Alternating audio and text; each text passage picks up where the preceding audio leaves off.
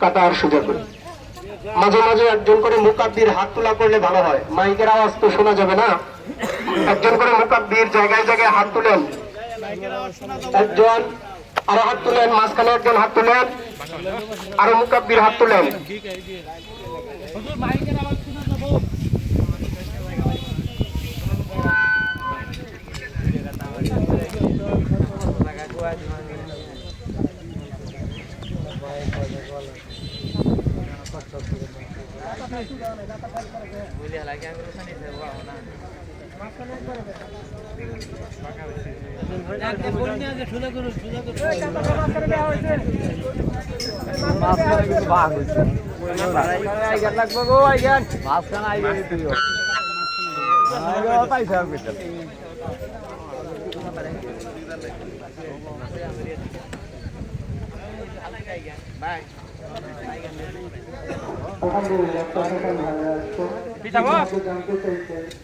জীবন তো পারে ভিতরে জায়গা ইমামতি